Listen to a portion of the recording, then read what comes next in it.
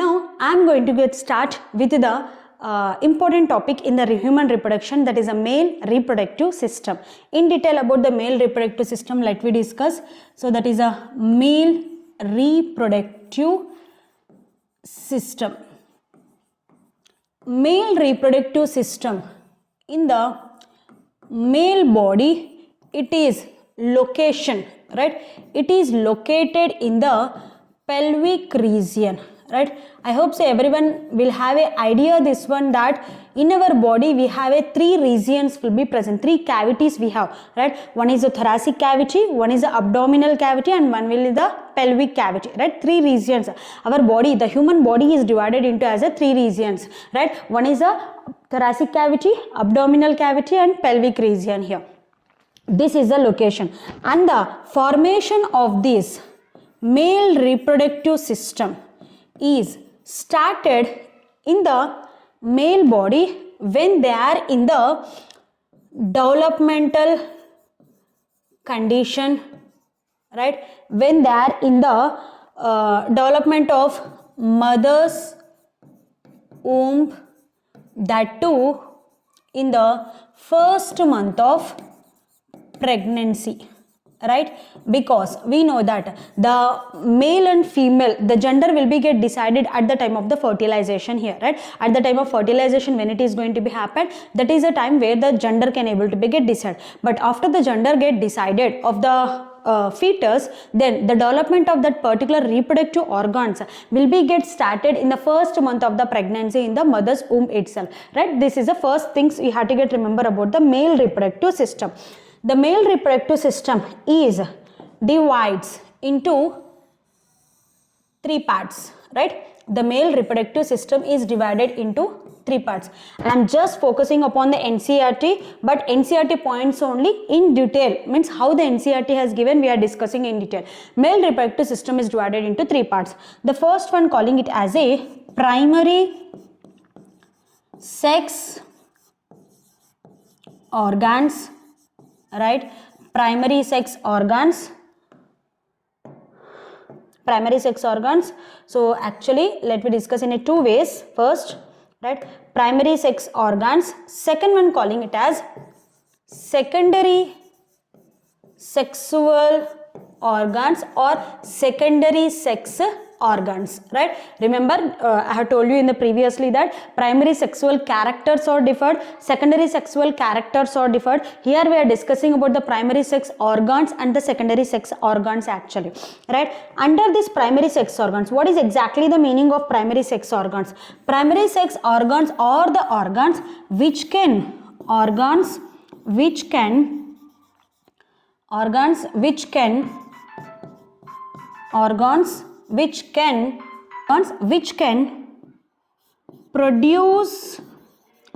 gametes. Organs which can produce the gametes, we can call it as a primary sex organ. And secondary function of this primary sex organs is organs which produce sex hormones like as androgens. In that we can consider it as a testosterone, right? We can consider it as a testosterone. In the sense, what is a primary sex organ now here for the male body? That will be the what here now? Testis, right? That will be the testis. NCERT has given this differentiation also better. Testis is a plural and testis, TIS will be the singular. I am writing both the words actually here now, right? TIS, right? If this has written, it will be calling it as a singular actually here. Single testis we are discussing. If like this, if it is written, it is plural, right? Testis plural and the singular, it should be the very particular. This is the way how we can read the NCERT in detail actually, right? Primary sex organs, the organs that which can able to produce the gametes, right? What are the gametes? It is producing actually the sperm, right? The organs which can able to produce the sex hormones, like as testosterone, right? So the primary sex organ function is to produce the gametes and to produce the hormones actually. So the primary sex organ in the male reproductive system, we will call it as a testis actually. Testis will be the plural and is will be the singular here. Now when I discuss about the secondary sex organs actually, right? Secondary sex organs, what do you mean by these secondary sex organs?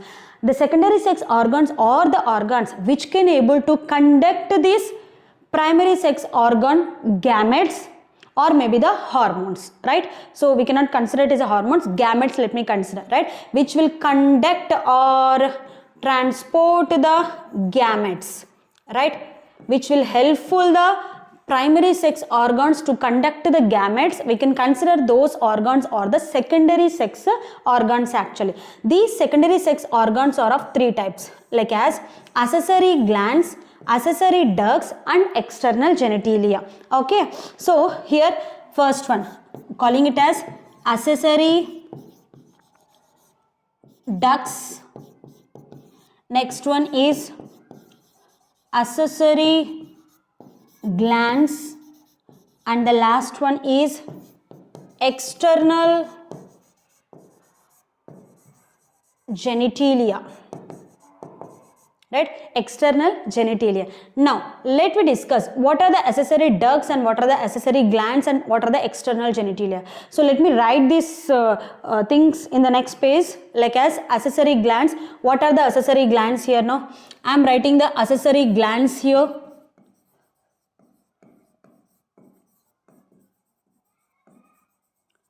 Okay, first we have written their ducts, right? Let me write the ducts only here. Accessory ducts, next is the accessory glands and next is the external genitalia. Okay, next, right, first there are 6 accessory ducts what the NCERT has given. The first one we are discussing about the reti testis, first one. Second one vasa efferentia, third one epididymis,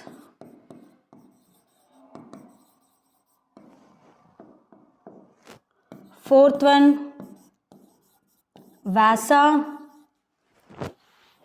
that will be the vasa deferens, and the fifth one ejaculatory duct, and the sixth one is urethra. This all comes under the accessory ducts here now, and I am writing the accessory glands here, right? Accessory glands, first one is seminal vesicles. There are 2 seminal vesicles will be present. Second one is prostate gland, only the single will be present, right? Third one is bulbo-urethral gland, also called Cowper's gland. They will be the 2 will be present. One time they asked the sequence in the NTA question paper also, right? So how many are the seminal vesicles, how many are the prostate glands, and how many are the bulbo-urethral glands. The structure also will discuss in detail now, right? And the next I am writing the genital external genitalia of the male reproductive system is the penis, and second one calling it as a scrotum, right? I hope so I am clear with this. See, every point is a question for you by NTA, right? The male reproductive system secondary sex organs are divided into 3 types, like as accessory ducts, the ducts which can able to conduct the gametes actually, the glands which is helpful for the activation of this gamete or the conduction of the gamete, and the external genitalia where the gametes can be move out of the male reproductive system into the female reproductive system. That's what we call it as a insemination actually, right? So accessory ducts, accessory glands and the external genitalia. Now in detail let me discuss about this male reproductive system. I think so first thing, the male reproductive system, the location we understood, that is in the pelvic region here, right? If I just show you in the diagrammatic manner this point here, right? If this is a male body, right? If I consider in this way here, above that there will be a thoracic cavity, and here the abdominal cavity, here the pelvic cavity. Here it is a place where the male reproductive system can be the present in this way, right? So the development of this male reproductive system in the mother's womb, it will start in the first month of the pregnancy actually here, right? The male reproductive system is divided into two parts, primary sex organs and the secondary sex organs. The primary sex organs are the organs which can able to conduct the which can able to produce the gametes, organs which can produce the sex hormones also. Secondary sexual organs or the organs, they are the three types, like as accessory ducts, accessory glands and the external genitalia. Which of the following are the accessory ducts in the male reproductive system? Rete testis, vasa efferentia, epididymis, vasa differentia, ejaculatory duct and the urethra. Which of the following are the accessory glands in the male reproductive system? Seminal vesicles, prostate gland, bulbourethral gland, or also calling it as a Cowper's gland. Which of the following are the external genitalia in the male reproductive system? That is the penis and as well as the scrotum. Clear? I hope so I am clear with this one. Right? Now, let me start it with the sequence beta. Sometimes they ask you the sequence in the by the NTA. I think so it has asked previously also by the NTA. The sequence we will discuss here now. I'll write the sequence here now. First, scrotum.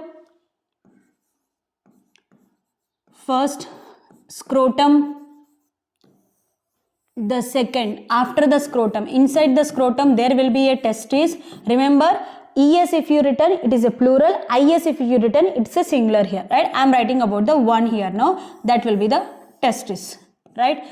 In the testis, we will have a seminiferous tubules, right? Sequence of pathway of the sperm transport we can say, right? Seminiferous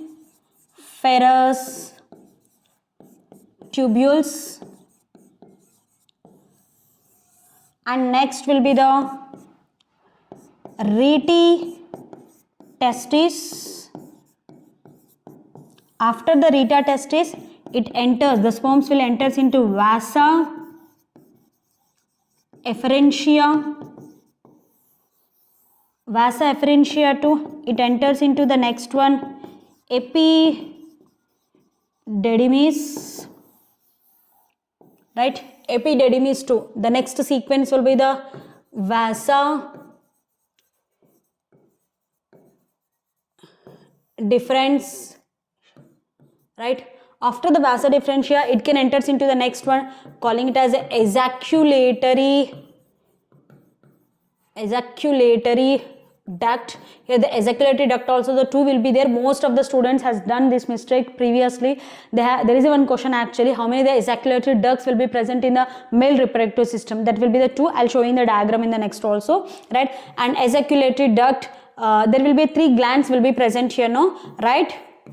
Which can able to secrete the seminal plasmas, right? After that, these can lead into the urethra. We know that urethra is nothing but we can also consider it as a urinogenital duct, where it can transport both urine also plus gametes, calling it as a sperm also. That's why we will call it as a urethra, as a urinogenital duct, right? Urethra can able to leads into the urethral meatus, right? Urethral meatus we can also consider it as a orifice. Now here I'm just adding the 3 glands here now, as we know that seminal vesicles plus prostate gland and plus Cowper's gland, right? This is a pathway, right? Sequence of the sperm transportation in the male reproductive system. Outermost side, the outer side of the abdominal cavity, we have a scrotum. Inside the testis will be there. In the testis, in the seminiferous tubules, the sperm's production will happen. From the seminiferous tubules to the sperms will start its journey to the rete testis to vasa efferentia to it will go enters into the epididymis. That is a place where the storage of the epididymis penis and activation of the sperms will happen here now. Epididymis too, it leads to the vasa differentia. Vasa differentia too, it enters into the ejaculatory duct. Ejaculatory duct, there is a pathway of the 3 glands also, we will discuss that later, right? So ejaculatory duct to the sperms will enters into urethra, urethra to urethral meatus, then out of the body through the penis, as we already know this one. This is a pathway of the sperm where we have to get remember here. Okay, now let me start it with the in detail about the scrotum first, right? Scrotum.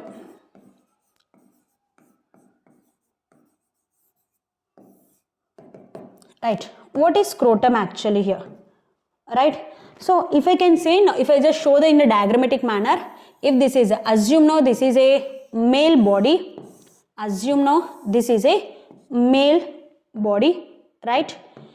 And this will be the pelvic cavity, this will be the abdominal cavity, and next will be the pelvic cavity. Here it is a place where the penis will be get inserted, penis will be get present actually, right? And here we are drawing about the scrotum. This is the location where the scrotum will be get present. Okay, now let me discuss about the scrotum here now. First, scrotum, it is a sac-like structure actually. It is a sac-like structure. It is a pouch-like structure also we can say here now, right? It's a loose pouch-like structure. It's a muscular. It is made up of with the muscles, right? And it is deeply pigmented also. Scrotums or the two will be present which is deeply pigmented. Deeply pigmented, the meaning here is which is dark in color, right? As we know that in the male body or maybe in the female body, the genital areas will not be the same skin color what we have our face actually. It will be the somewhat darkish in color will be present. That's what the deeply pigmented areas are. The scrotum is a deeply pigmented area which is present in the male body actually here, right? And scrotum hangs, right, outside the abdominal cavity. It hangs outside the abdominal cavity, attached to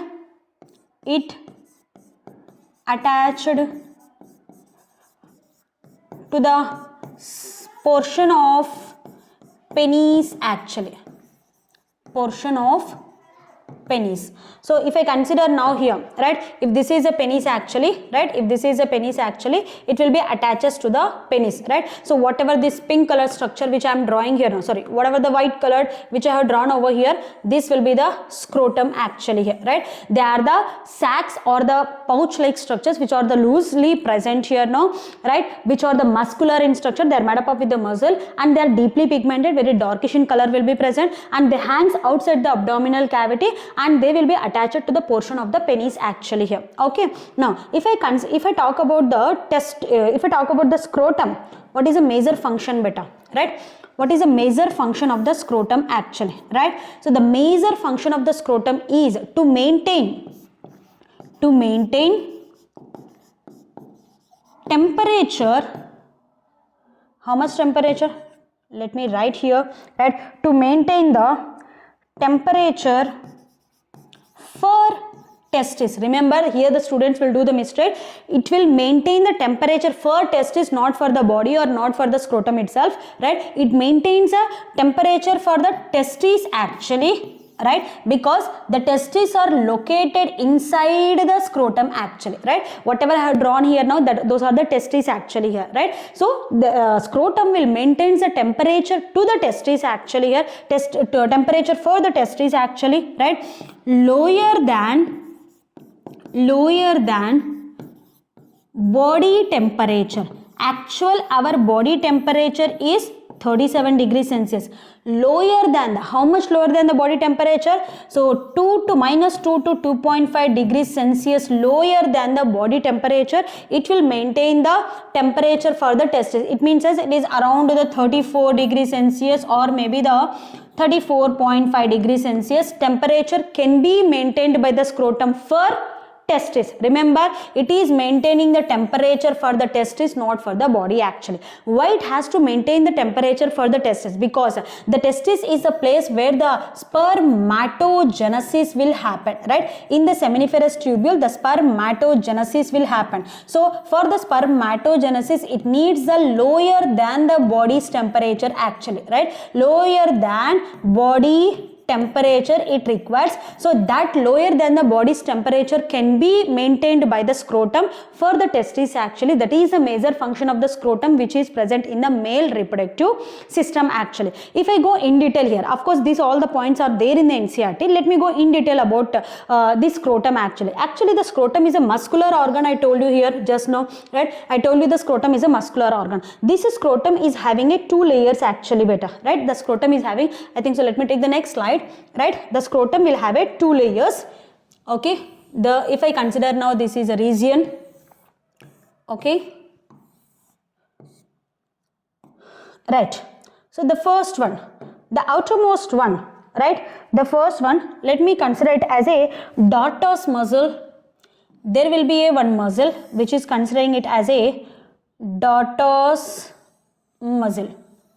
Right, the outermost muscle of the scrotum, that is a dartos muscle, which is the outer one, right, which is the outer one, which is in the involuntary in nature. As we know that what do you mean by voluntary and the involuntary here? Involuntary in nature. It is made up of with the smooth muscle actually, right? This muscle is made up of with the, this muscle is a smooth muscle actually. Okay. Now, actually this dartos muscle will be get connected to the abdominal cavity by a canal called as inguinal canal. Here there will be one canal which is connecting this pelvic cavity plus abdominal cavity actually. This is the abdominal cavity and this will be the pelvic cavity. There will be one canal which is connecting the scrotum with the abdominal cavity actually. So this canal name we are calling it as a inguinal canal. Right, this canal name we are calling it as a inguinal canal. These points has not given in the NCERT beta, but you should have an idea. Thoda sa bhi idea chahiye idhar, right? Inguinal canal. So now the scrotum is attaches to the inguinal canal, right? By that it attaches to the abdominal cavity. The muscle which is moving from pelvic cavity to abdominal cavity of the scrotum will be the what here now? Dartos muscle, right? Now I am drawing the next muscle actually here, right? Which is inside. So that is the dartos muscle is completed. Now I am drawing the next muscle which is there, which is present only in the pelvic cavity here, which is present only in the pelvic cavity. We can consider it as a cremaster muscle. We can consider it as a what here? Cremaster muscle. This is a second muscle which is present in the scrotum actually. It's out of NCERT, but you should have an idea for sure, right? Cremaster muscle. This is an inner muscle we can say beta, right? This is an inner muscle which is in the voluntary condition, right? Which is made up of with the skeletal muscle. Which is made up of with the which muscle here? Skeletal muscle. Because we know that at the time of temperature of the externally it is get varies actually. The male reproductive systems, the testis which is present here, it need to be get maintain the temperature for them. The scrotum is a major thing where it will maintain the temperature for the testis actually, right? I think so male who are there watching this one, they can able to relate this point here where the at the time of the external temperature is very cool, right? So they can able to feel that scrotum is going to be get contracted, which is moving towards the abdominal cavity actually, right? At the time of external temperature is very cool actually. So by having some movements of these muscles which are present in the scrotum, it makes to maintain the temperature for this testis actually here, right? The movement of these muscles may helpful to maintain the temperature of the testis, which is according to the body and according to the external environment. The scrotum will helps it actually here. So for this space we have two muscles in the scrotum, that is a dartos muscle and as well as a cremaster muscles actually here. Okay ma, right? Now if I talk now this point here, that is a testis are present in detail here. Look at here is the important point, right? Here this is a location, this is a location where the testis will be get located here, right? These are the just bag-like structures or the pouch-like structures or the sac structures which are present in the pelvic region of the male reproductive system to hold the testes actually here. As we know that NCERT also has given very clearly that the testes are located outside the abdominal cavity actually. Now these are the testes actually. Now these testes are oval in shape actually. We know that as they are the oval in shape, just like as egg beta, right? So when the egg you just place in this way, can it will able to be get stagnant like that? No, it will just oscillate, right? It will just fell down actually here, है ना?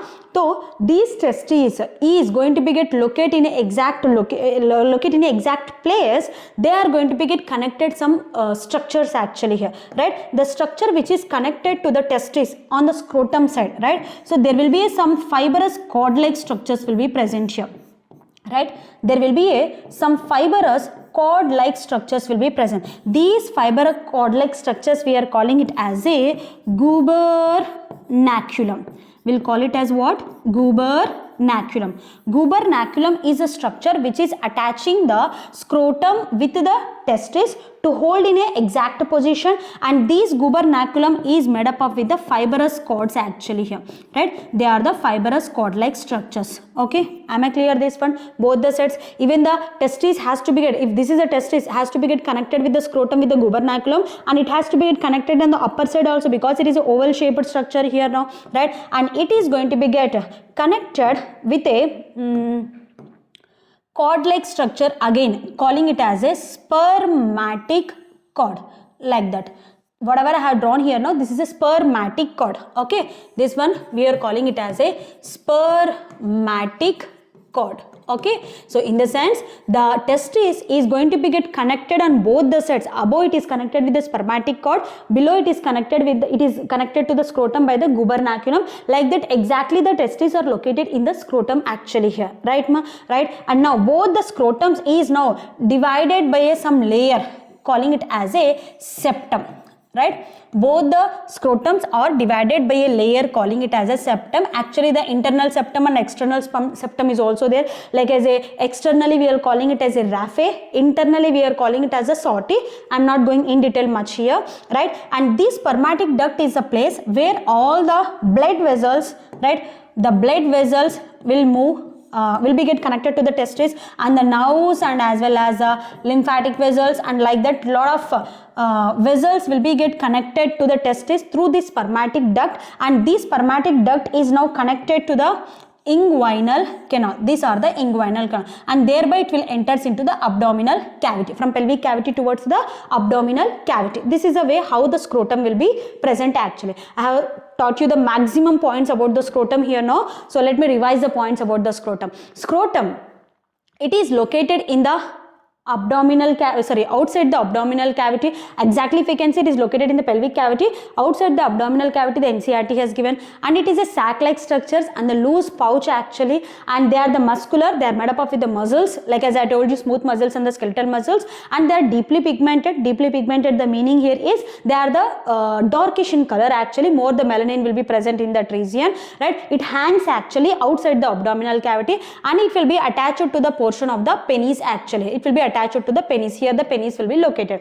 What is the major function of this scrotum actually? It want to get maintain the temperature for the testes actually. Here the students will do the mistake. For the testes lower than the body's temperature. As we know that our body temperature is 37 degrees Celsius. Lower than the body's temperature is nothing but minus 2 to 2.5 degrees Celsius, means 34 degrees to 34.5 degrees, right? And these testes, why it need to get maintained the lower than the body's temperature? Because it need to do the process calling it as a spermatogenesis, the process where it can produce the sperms actually here, right? It need to be get maintained. When I go in detail about the scrotum actually here, scrotum is made up of with the two muscles. One is the outer one, calling it as a dartus muscle, inner one calling it as a cremaster muscle. Dartus muscle is in an involuntary function, and it is made up of with the smooth muscle which is connected with the abdominal cavity. This point beta, right? So it was a question previously, right? So this one, it is attached from the abdominal cavity also here. Which one? Dartus muscle. Cremaster muscle is present only in the pelvic cavity, which is the inner one, voluntary in function. They are in the skeletal, they are made up of with the skeletal muscles here. Because of the movements or contractions and relaxations of this dartus and as well as the cremaster muscle, which is present in the scrotum helps to maintain the testes to maintain their temperature what it needs actually for the process of spermatogenesis. As the testes are located in the scrotums actually here, as the testis is in the oval shaped structure, it need to be get connected with the some cord like structures. Down to the scrotum it is connected with the gubernaculum, which is a fibrous cord like structures.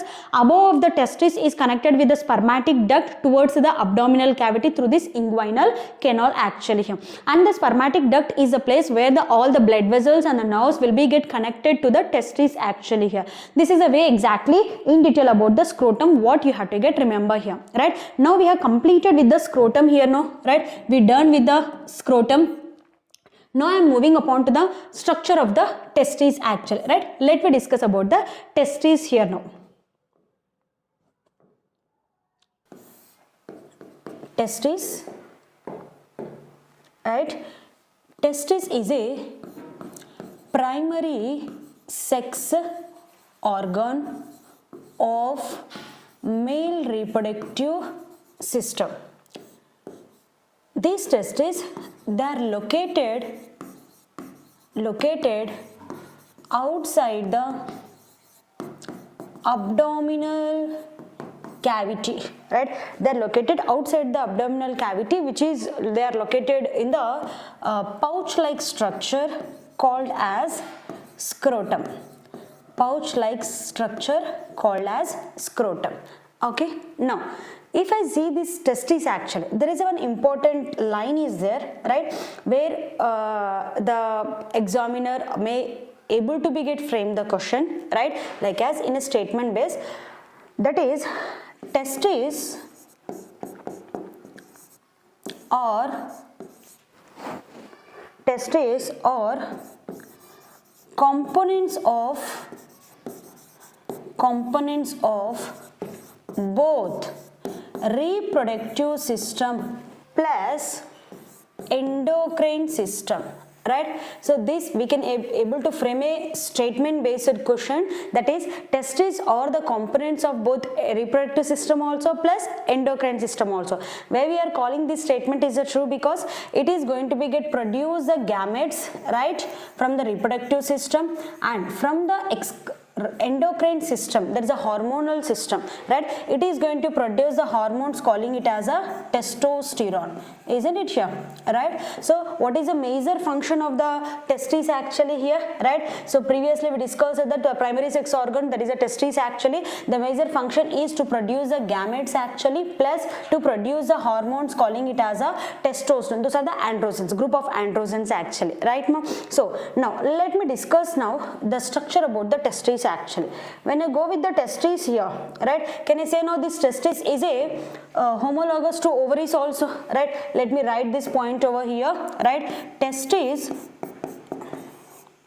are homologous to ovaries, right? Testes are the homologous to ovaries actually. Okay, so next, after that let me discuss the structure of the testes here. So if I take the testis structure here now, right, so if I take now, this is a testis which is a oval shaped structure. Okay, so the testis will be the oval shaped structure. The length of the testis,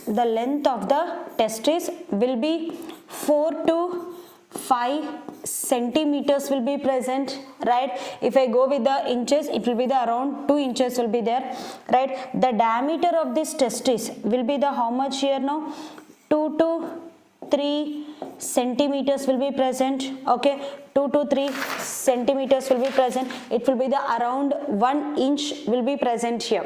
Okay, so next, after that, this testis is going to be divided, is surrounded with a 3 layers majorly, right? So obviously we know that the testis will be in the which shape here now, oval shape will be present, right? They are the oval shaped and they are the paired, it will be present, right? In the previously the scrotum region I have showed you where these testes are located in a pouch like structure, calling it as a scrotum. So these testes are the oval in shape actually. When I take the length of this testes, it will be the 4 to 5 centimeters will be there, and when I take the width of this testes, it will be the 2 to 3 centimeters will be present, right? Now this testes is surrounded with the 3 layers actually. As the NCERT has not mentioned these 3 layers, NCERT has mentioned 1 layer. I'll show you in the NCERT that point, right? Before that, let me discuss in detail first here, right? The first, the outermost layer which is present here, right? So which I am drawing here, this will be the outermost layer of the testes.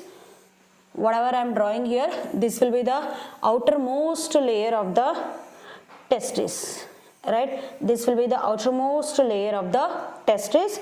So if I just shade it here, this one, right? All this will be the outermost layer of the testes. This outermost layer of the testes, we are calling it as, this outermost layer of the testes, the first one, calling it as tunica vaginalis. Tunica vaginalis. Tunica vaginalis is the outer covering of testes. Tunica vaginalis is the outer covering of testes. It's a double membrane layer. It's a double membrane layer, okay, which is, we can consider now this is a parietal one and this will be the visceral. This will be the visceral. In between that there will be a fluid will be present. This fluid we are calling it as a coelomic fluid. Clear this point? The first layer. Then the second layer which we are discussing, that is, right, here I am just drawing the second layer. This is a second layer of testes, but this layer has given in the NCERT, right? This second layer of the testes, we are calling this as a second one, this one as tunica albuginea. Tunica albuginea. This layer has given in the NCERT, that's a middle one actually here, but it's a true middle one, it's a true outer covering of testes. You'll come to know that, ma'am, here you have written is a outer covering, here you are saying it as again two outer covering. Why I have written this point is nothing but, if you can see, this is a layer where it is covering whole the testes, this is only half it is covering. When I consider now here, this will be the which side here, right beta, right? This will be the which side of the testes, this will be the dorsal side, right? This will be the dorsal side of the testes and this will be the ventral side of the testes, right? If the testes are like this will be the ventral side and this will be the dorsal side. So this is the dorsal side of the testes, this will be the ventral side of the testes, where the scrotum will be present here, right? The scrotum is going to be get covered this side here. The scrotum will be get covered this side actually here. Did you got it here? I think so, right? Next. So if you can see here, this tunica vaginalis did not cover the dorsal side actually. The tunica albuginea has covered on the dorsal side. That's why we are calling the tunica albuginea as a true outer covering layer of the testes. This point only NCERT has given in detail, that is, it is made up of with the dense fibrous connective tissue. There is a dense fibrous connective tissue, right? So it is covered with the, it is made up of with the dense fibrous connective tissue here, right? This is a second layer. This second layer only will undergoes for the invasions actually here, right? Like as this tunica albuginea will undergoes to form the testicular lobules. This is very important point, my NCERT has given this one. It undergoes to form the lobules like this, right? We'll call these are the testicular lobules. Did you got it here now, right? Tunica albuginea itself, it forms the invasions of this layer, calling it as a tunica albuginea, will forms the testicular lobules as compartments. Testicular lobules as compartments. Nearly how many compartments it is going to be get formed? Nearly one lobule, sorry, one testis, right? One testis is going to be get formed the nearly 250 testicular lobules, that is the compartments, right? So like this 250 compartments will be get formed here, right? Whatever I have drawn here now, like this 1 2 3 4 5 6 like that. So nearly the 250 compartments is going to be get formed in each testis. Actually that compartments are forming because of the which layer here? NCERT has given this point, that is a tunica albuginea. So now look at here, now the third one, right? The next layer, right? The third one, NCERT has given only this one beta, right? NCERT has given only this layer, NCERT one layer here, but tunica vaginalis also will be there. And now the third layer which I am drawing here is a inner one, which is not able to be get shown here in the diagram of NCERT also, right? So this inner layer which is present here, like in this way, this layer totally, right? This layer totally we are calling it as the third layer, that is a tunica vasculosa, tunica vasculosa. This is a inner layer, this is a inner layer of testis, we can say, where it contains a lot of blood vessels will be present, right? It will be having a lining of blood vessels, lining of blood vessels. But as per the NCERT, you have to remember this one, that is a tunica albuginea, which is a true outer covering of the testis, and which it is a forming with a dense fibrous connective tissue, which is a white fibrous connective tissue. It forms the testicular lobules by their invasions. One testis is able to be get formed by this tunica albuginea, nearly 250 compartments, that is a 250 testicular lobules actually, right? So this is the major points you have to get remember. Now after that, inside this lobules beta, right? Inside this lobule, this is the first structure actually, the testis. The testis are oval in shape, there the pad will be present, they are located in the scrotum actually here, in a pouch calling it as a scrotum, right? They are present outside the abdominal cavity. Each testis is surrounded with the three layers. One is a tunica vaginalis, outer covering, but it is not true outer covering because it is covering only on the ventral side, it is not covering on the dorsal side actually. And it is a double membrane layer, that is the outer layer called as parietal, inner layer called as visceral. In between this double membrane layer there will be some fluid will be present which will be protecting this testis actually. And the second layer calling it as a tunica albuginea, which has given in the NCERT, but the name has not given in the NCERT. Indirectly NCERT has given that it is a dense fibrous connective tissue, that's a true outer covering of the testis, because it is covering on the ventral side also and as well as on the dorsal side also. And this tunica albuginea is undergoing for invasions here now. That invasions can able to get form the testicular lobules. Each testis will form nearly the 250 testicular lobules or the compartments we can say. And inner to this tunica albuginea there will be one more layer which is lining the tunica albuginea, that is a tunica vasculosa, that is the inner layer which is totally lined with the blood vessels actually. I hope so I am clear with this one here. Okay, now each lobule beta, right? Each lobule is having inside that, right? Each lobule is having a coiled, highly coiled seminiferous tubules will be present, like this. Highly coiled seminiferous tubules will be present, right? These are the highly coiled seminiferous tubules will be present, right? So each lobule contains nearly 1 to 3 seminiferous tubules will be present, right? Each lobule contains nearly 1 to 3, either it could be a 1 or 2 or maybe the 3. So seminiferous tubules will be present, right? So if I discuss about the tubules, right, each tubule structure, right? If I discuss about the each tubule structure, look at this point carefully, right? If I discuss now, this is a tubule. Here it is very important. I am just focusing upon the NCERT points in detail, every point beta. Okay. Now if I discuss now, this is a lobule, right? This is a testicular lobule. We are discussing about the only one lobule, right? Whatever the space which is present here, right? Whatever the space which is present inside that, right? So whatever the space which is present here now, right? If I want to share this one, it will take more time, right? Let me just fill in this way. Whatever the space is present, this space we are calling it as a interstitial space, right?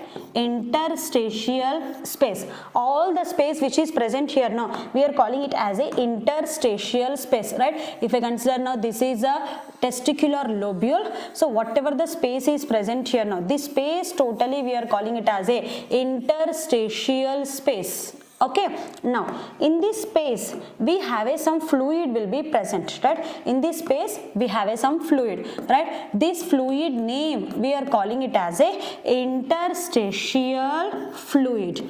Interstitial fluid, right? In this interstitial fluid there are three major components will be present. NCERT has given this one actually here.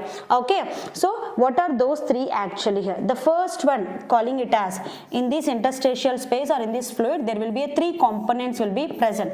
The first component which is present here is, there will be a small blood vessels will be present. NCERT point again here now, right? There will be a small blood vessels will be present like in this way, right? So there will be a small blood vessels will be present here. Okay, next, after that there will be a second one calling it as interstitial cells, right? There will be a cells calling it as a interstitial cell. These interstitial cells is also called as Leydig cells, right? These interstitial cells we can also call as Leydig cells here. Okay, so the first component which is present in this interstitial space we are calling it as a small blood vessels will be there. Second one calling it as a very important, that is interstitial cells, also calling it as a Leydig cells. Very simple. Interstitial space contains interstitial fluid contains the interstitial cells, calling it as a Leydig cells. These Leydig cells will be helpful to produce the hormone, calling it as a what here now, right? These Leydig cells are only the responsible to produce a group of hormones, calling it as a androgens, right? So group of hormones calling it as a androgens actually here, right? These Leydig cells able to be get initiated by the hormone calling it as a LH actually here. By that it can able to produce a hormone calling it as a testosterone, right? It can able to produce a hormone calling it as a testosterone. Along with that there will be very important, where the students won't focus this one here, there will be a immunological competent cells. There will be a immunological competent cells will be present here, right? So here there will be a immunological competent cells also will be present, right? Immunological competent cells also will be present in this interstitial space. What do you mean by this immunological competent cell? Immunological competent cells is nothing but we can consider it as a lymphocytes actually, where it can helpful to increase the immunity here, right? So immunological competent cells, where the immunity cells also we can say, for the because of immunity we know that the lymphocytes, B lymphocytes and the T lymphocytes will be present, right? So ma'am, why you have left the space over here? Why you are not drawing in this place? So here I wanted to draw that is the seminiferous tubules, right? Here it is the seminiferous tubule which is highly coiled will be present, right? So maybe I am just drawing the only two seminiferous tubules which are highly coiled here, right? So in between that's what the NCERT has given one point like as so outside of the seminiferous tubule whatever the space is present we'll call it as a interstitial space. I hope so I am clear with this. So each lobule each testicular lobule, if you can consider like this, how many testicular lobules are present in the each testis here?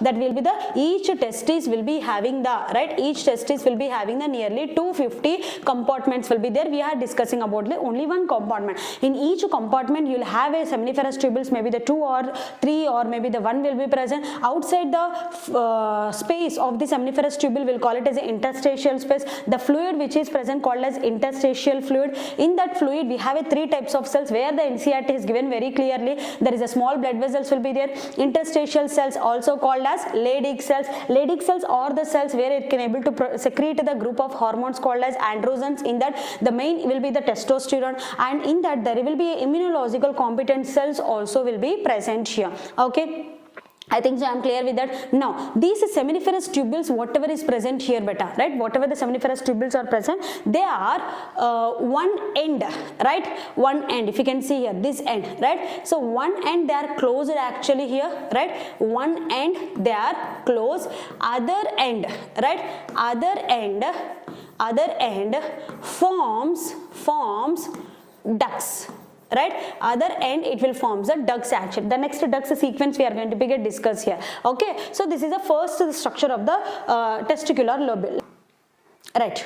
Now let me take the structure of the seminiferous tubule. If this is a seminiferous tubule which is a highly coiled, right, one end it is a closed and one end it will be the open. Can I call it as a blind sac? Generally we use the word blind sac actually. If the one end is a closed, other end will be the open. So seminiferous tubules also blind sac structures means it will be the true statement actually, right? Now if I take now transfer section of this seminiferous tubule, right? If I take now the transfer section of this seminiferous tubule, so this is a way how the seminiferous tubule, if I do the transfer section of this, right? Assume now this will be the basement membrane, right? The outermost layer will have the basement membrane, right? So this will be the basement membrane, right? The outermost layer we are calling it as a basement membrane. This will be the basement membrane. Okay, now inside to that it is lined with a cells. Two types of cells will be present, right? Inside that it is lined by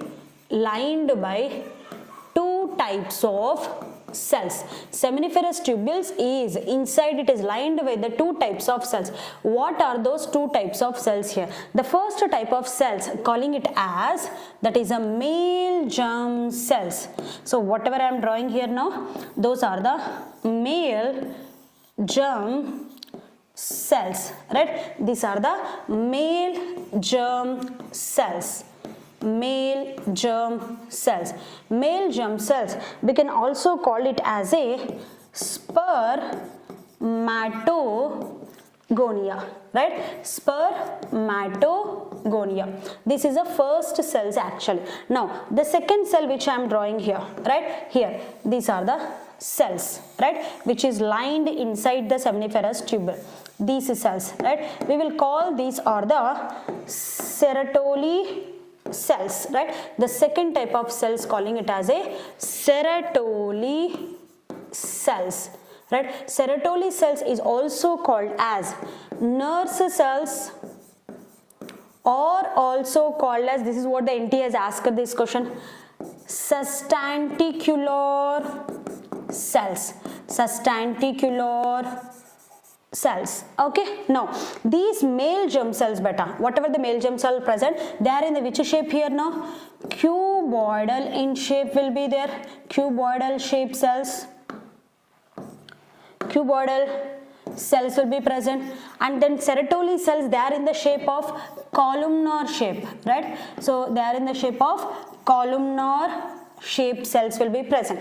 These male germ cells will be helpful for the process called as spermatogenesis, right? That is a formation of the sperms. In the sense, these male germs only will undergo for the division like this here, right? Which division it will undergo here? There is a mitotic division, right? It will undergoes for the mitotic division and it will produce the sperms. That process of production of the sperms only will call it as a spermatogenesis. The male germ cells only will undergo for the division like this here, right? This is a place where the spermatogenesis is going to be happen here.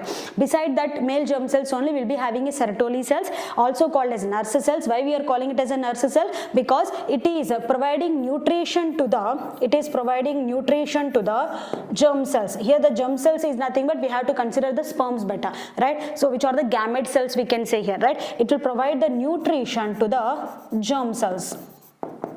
It providing the nutrition to the germ cells actually here. So as it is providing the nutrition or taking care of these sperms, we can consider it as a nurse cell actually. How like the hospitals, the nurse sorry right, how the nurses is going to be take care about the patients actually, like in the same way Sertoli cells or the nurse cell will take care about the germ cells whenever it has got produced by the process called as spermatogenesis, right? So inside that beta here there will be a lumen will be present. Now look at here carefully. So this area, right, we'll call it as a lumen. This is the lumen of the seminiferous tubule, right? So here once the sperms is going to be get produced here, right, these sperms will embedded their head into the Sertoli cells. By that it will get the nutrition nutrition here now. After that, they release it back into this lumen of the seminiferous tubule, right? So thereby it will start its journey into, through these seminiferous tubules actually here. So the formation or the production of the sperms will happen in this place where the in front of the male germ cell.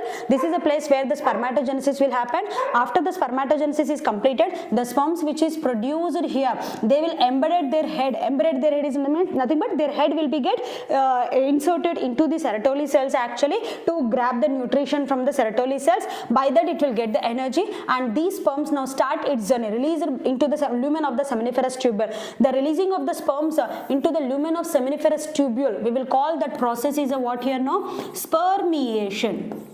We'll call that process is a what here now? Spermiation. Spermiation is a process where the sperms which is released into the lumen of the seminiferous tubule to start the sperm journey actually here. That process we will call it as a spermiation. This is the structure of the seminiferous tubule, right?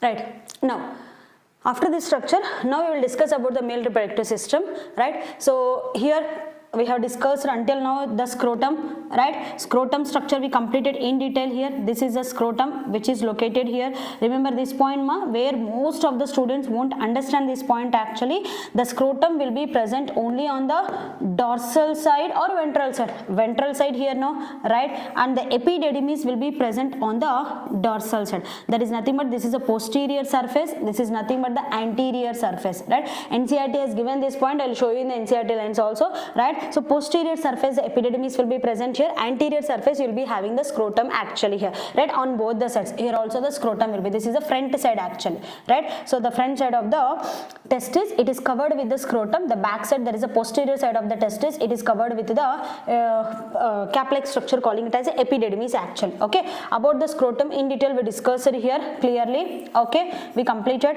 and the testis structure we completed in detail. Now I am discussing about the after the testis, right? What are the ducts will be present actually here. Okay. So now if I consider now that is a testis, right? This will be the testis. Lobules will be present, right? If I consider now these are the lobules. Each lobule inside it contains the what here? Seminiferous tubules, right? Nearly 2 to 3 seminiferous tubules. 1 to 3 seminiferous tubules will be present. Now each seminiferous tubule will produce as a reta testis actually, right? Will produce as a small duct-like structures which are in the network form like this, right? Which are in the network form. These testes, we will call it as a reti testis. Reti, the word meaning itself a network, right? The ducts which are coming out of the seminiferous tubules. I am not talking it is out of the testes, but still it is inside the testes only. There was a question by the NTA, the reti testis present inside the testes or outside the testes? Inside the testes. The reti testis or inside the testes actually here, right? Inside the testes they are present. Okay. So each seminiferous tubules will produce a reta testis which is in the network form, just like is a jaw form, right? So this network form of ductules which are present here, we'll call it as a reti testis. Now these reti testis will leads to a next ducts, calling it as a vasa efferentia, right? So these they will leads into all these reta testis will be get together joints to form a vasa efferentia. It will forms like as a vasa efferentia.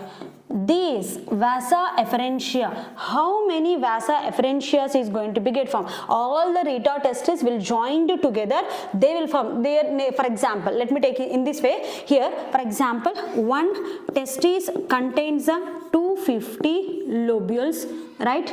One lobule is having 1 to 3 seminiferous tubules, right? If I take now 1 to 3 seminiferous tubules into 250 means it will be the around, right? 250 is nothing but around 750 or 850, like that. Some number of is 250 into 1 to 3 seminiferous tubule. If you add, if you count here, you'll get some number, right? Where those that many number of the reta testes will be present. All those hundreds of reta testes will join together and they will form like as a only 10 to 12 vasa efferentias, right? Only 10 to 12 vasa efferentias will be get produced, right? These vasa efferentias are ciliated, but this is very important where the NCERT has not given, but the question will ask you on that. These tubes, which whatever the ductules are present, they are ciliated actually, right? They are the ciliated.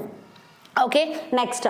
These vasa efferentias will use the testes because the testes are up to here, right? Because the testes are up to here now, right? These are the testes. Now these vasa efferentias will use the testes here now. In the sense, reta testis is present inside the testis or outside the testis? Inside the testis. These reta testis will leads into a vasa efferentia. Vasa efferentia will use the testis actually here now, right? When this vasa efferentia use the testis, it will enters into the next structure, calling it as a epididymis, right? The next structure, whatever is forming here will be the what here now?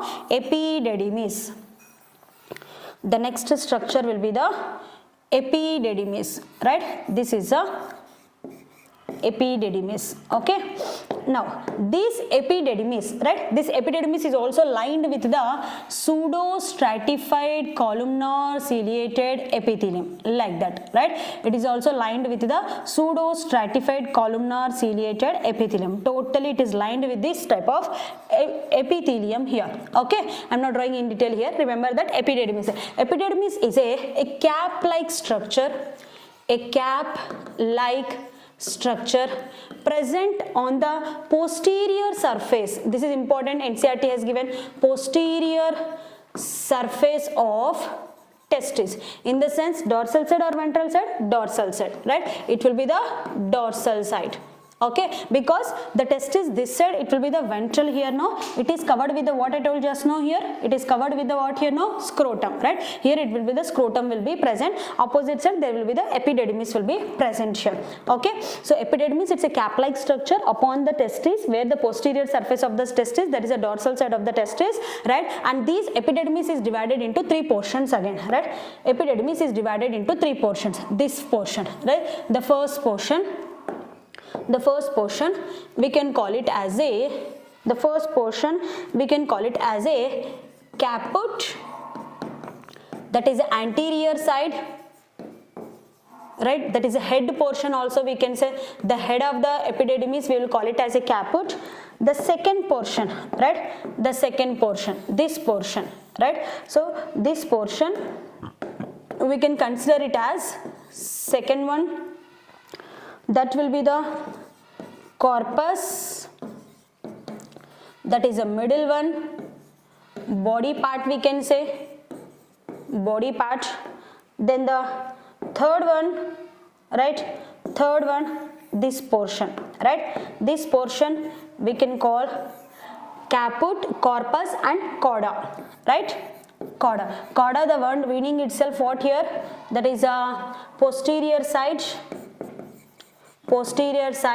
that is a tail, right? Head, body and the tail. This is a head portion, this is a body portion of the epididymis, this is a tail portion of the epididymis actually, right? This is a long cap-like structure which is surrounding to the inner side of the testis, right? This is the inner side of the testis, that is the outer side of the testis. Every point is given better. Inner side of the testis, NCERT has given this one, right? Outer side of the testis, inner side of the testis. Epididymis is covering the inner side of the testis, which is side? Posterior side. Which side? That is dorsal side actually, which acts like as a cap-like structure. Epididymis is divided into three parts: caput, corpus and as well as a cauda, that is the head portion, body portion and the tail portion here. So the major function of this testis we can say here, right? The major function of the testis will be it will be helpful to majorly the head portion actually, right? So majorly the head portion, it will be helpful for physiological maturation of the sperms,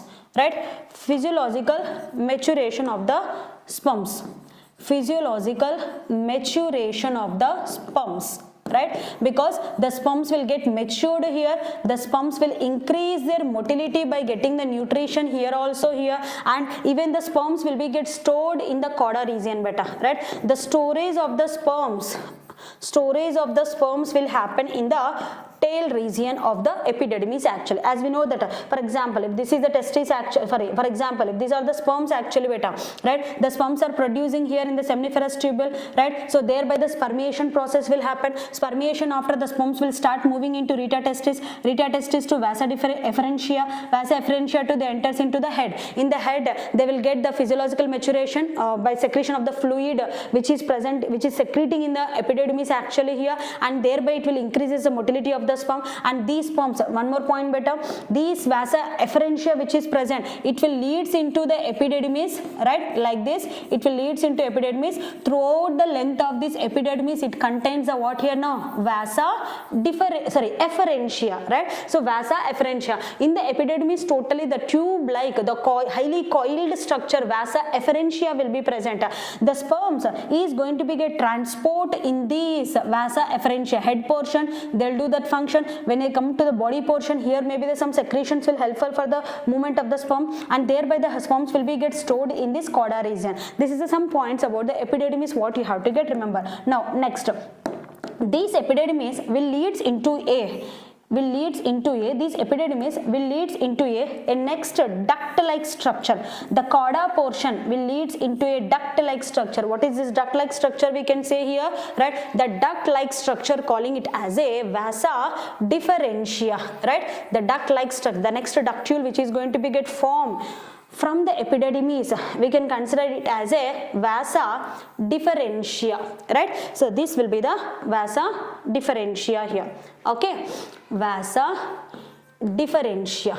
Vasa differentia is also a ciliated, the two stereocilia we can say here. NCERT has not given, but sometimes in the MCQs they will ask you better this one, vasa differentia. Vasa differentia is a long duct which is producing from the tail portion of the epididymis actually, which is moving from pelvic region into the abdominal region. I will show you that point here, right? Vasa differentia. In this vasa differentia, the sperms movement will happen, right? The sperms transfer, there is a motility of the sperms, movement will happen here. This process of movement of the sperms, we can consider it as a peristalsis. The sperms will move in the vasa differentia by the process called as peristalsis. I hope so you know that what is the exact the meaning of the peristalsis actually here, right?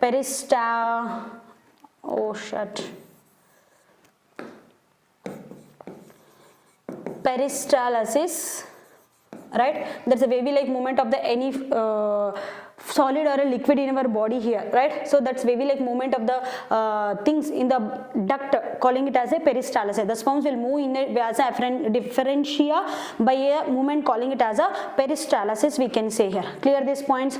Now you can see here, where is our diagram, right here, okay?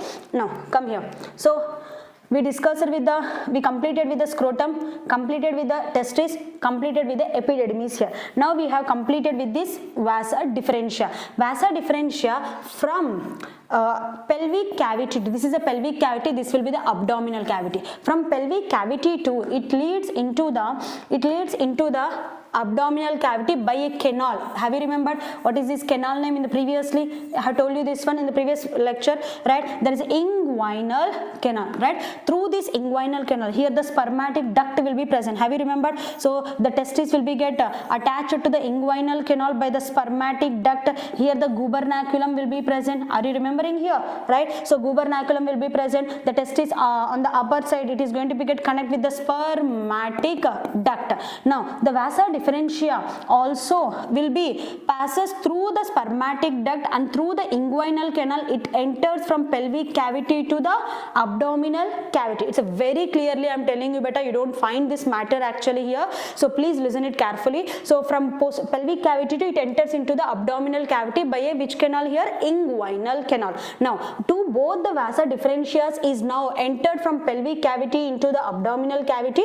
When they enter into the abdominal cavity, they loops over the NCERT point again here, right? They loops over the, here the ureter will be present better. Here the ureter will be present, which is entering into the urinary bladder from the kidneys, right? From the excretory system actually here. Ureter will be, this is the urethra and this will be the ureter. So now both the vasa differentials will enter into the urinary bladder, it will not enter into the urinary bladder. Remember, this is where the students will get confused, right, where you don't find this matter exactly, right.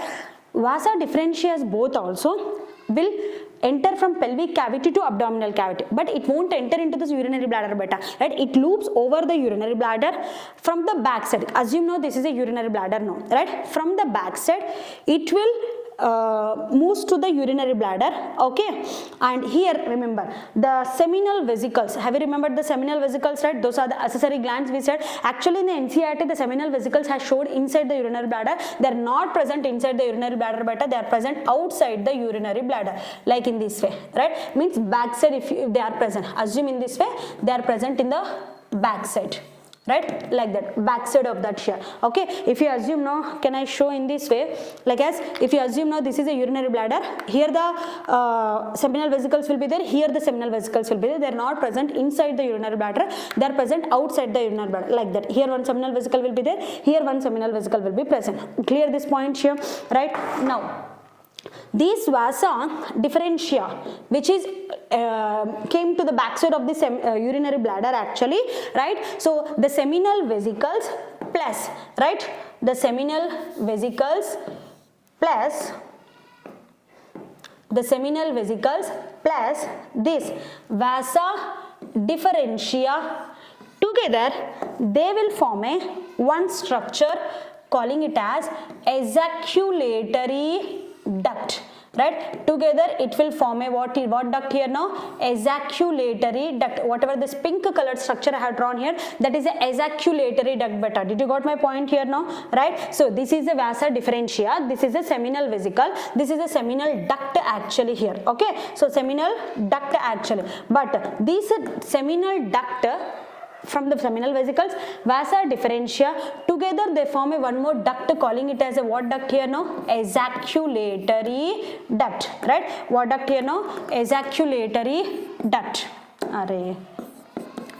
ejaculatory duct, right. There will be a two ejaculatory ducts will be there. This is also the question beta.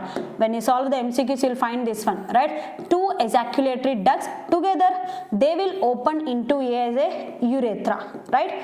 They will open into as a urethra, right. This part we are calling it as a urethra. This part we are calling it as a urethra. In the sense, remember, ejaculatory duct is enters into the urinary bladder, not the seminal vesicles is inside the urinary bladder, not the vasa differentia is entering into the urinary bladder here. So together the vasa differentia plus seminal duct together will form a one more duct calling it as a ejaculatory duct. That ejaculatory duct enters into the urinary bladder and that ejaculatory duct opens into the urethra also as a long tube actually here. Clear these points here now, right ma? Now ejaculatory duct is a place where the storage of the sperms will happen again, right. Storage of the sperms will happen, right, where the formation of the semen, right, where the formation of the semen also will happen in the ejaculatory duct. How it will form there, I will discuss you. Clear these points up to here.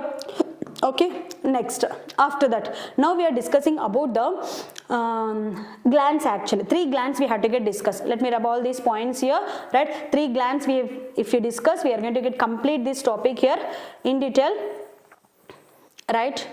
Now, assume now, these are the seminal vesicles, right. How many seminal vesicles are there? Let me rub here all.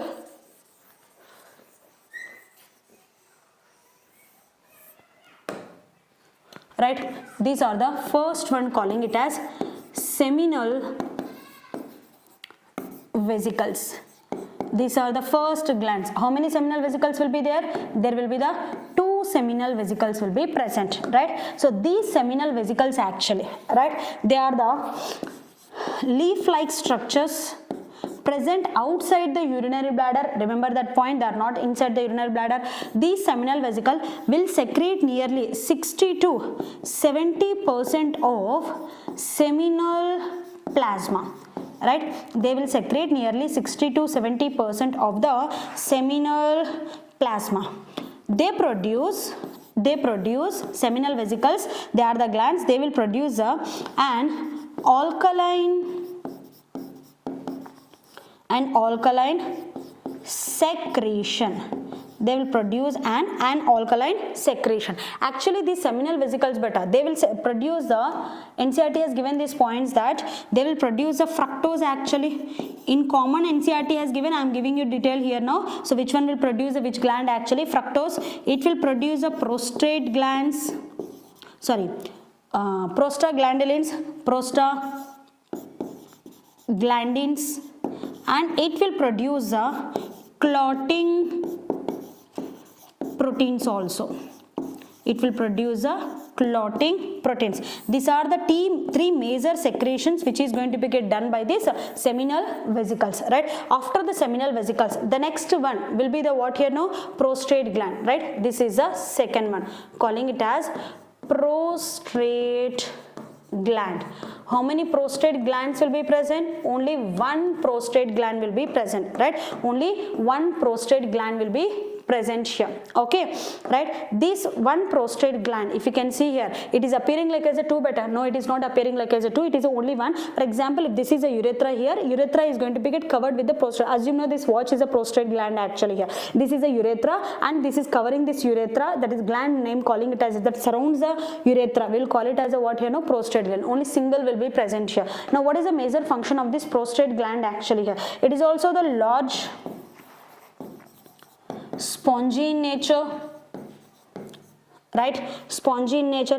It's how much percentage it will form here now? 20 to 30% of seminal plasma. Remember, seminal plasma can be secreted by the 3 glands also. This was an NTA question previously. Seminal plasma is a fluid which is a rigid fluid which is secreting from the 3 glands also, but maximum percentage of the seminal plasma is secreted by the seminal vesicles.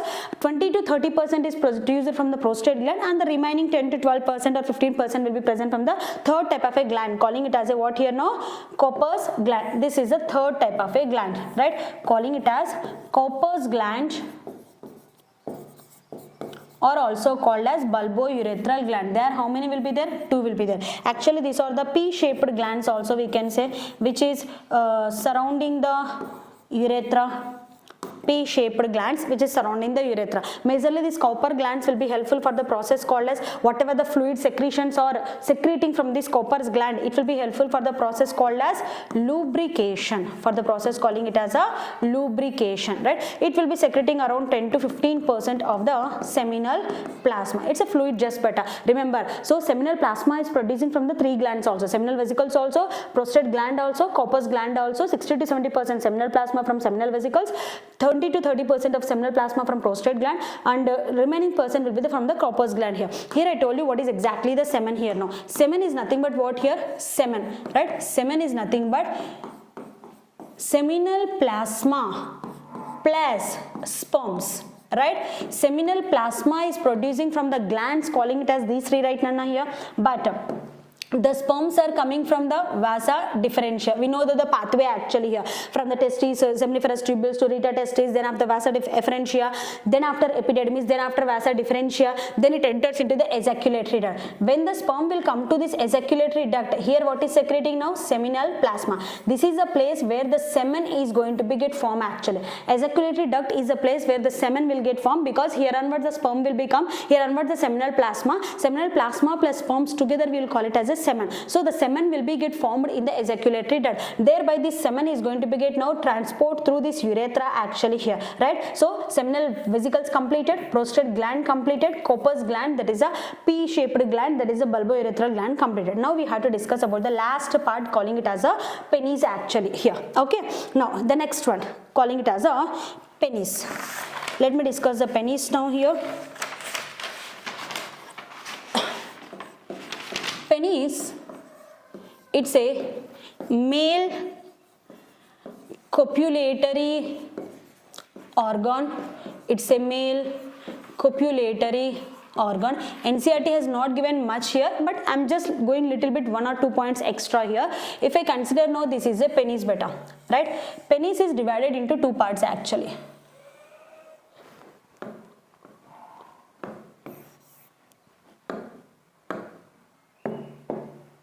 Right? Penis is divided into as a 2 parts. This upper part called as shaft, right? This lower part, which is the enlarged part, this point has given in the NCERT, the enlarged part of penis, the enlarged part of the penis, we'll call it as a glans, right? This is a glans, enlarged part of the penis. The upper part, which is a narrow part, right, we'll call it as a shaft actually here.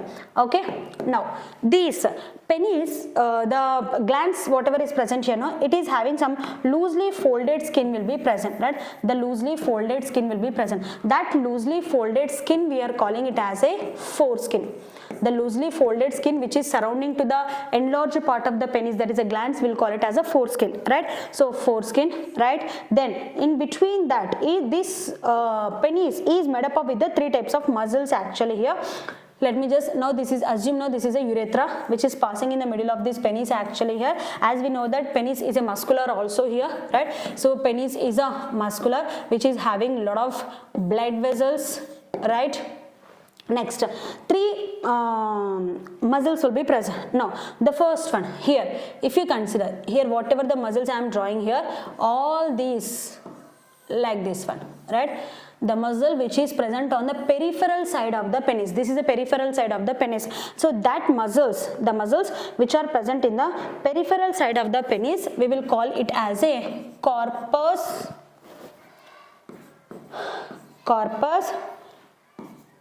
cavernosa, right? We'll call these are the corpus cavernosa, which is a peripheral side of the penis, right?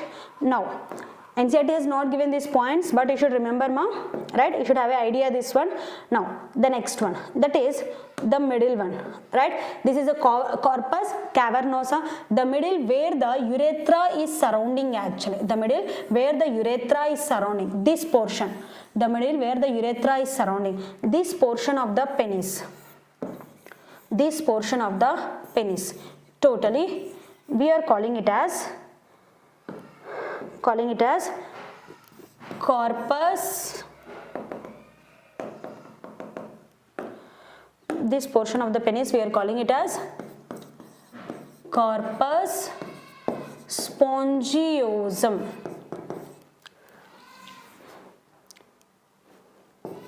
Corpus spongiosum.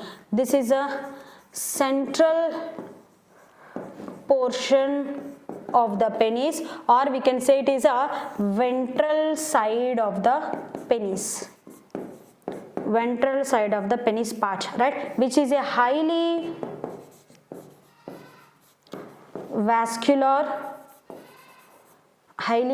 vascular spongy tissue, we can say here, spongy tissue, right? It surrounds this urethra, right? This is a urethra, and finally the urethra opening hole, right?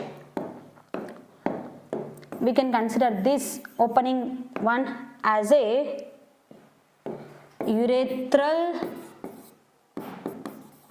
meatus, or also called as urethral orifice. Okay, foreskin we can also call it as a prepuce also, we can say here beta. Okay, so this is a penis. What you should remember here, no, penis is a male copulatory organ and it serves as a both reproductive organ and as well as for the urinary duct also. This point also you can write that it serves as both reproductive organ plus urinal duct, because it can able to transport the sperms also and it can able to transport the urine also here, right? This urethra we can also call it as a urinogenital duct also, and the penis helps in the sexual intercourse for the mingling or maybe the coitus and for the purpose of the insemination, right? First thing, it is helpful for the copulation, right? It is helpful for the copulation. Next thing, it is helpful for the insemination also, right? It is helpful for the process called as insemination. Okay, this loosely folded skin we can call it as a prepuce actually here, right? Now if I go it with this part, right? So we completed this penis part also here. This is the total about the male reproductive system.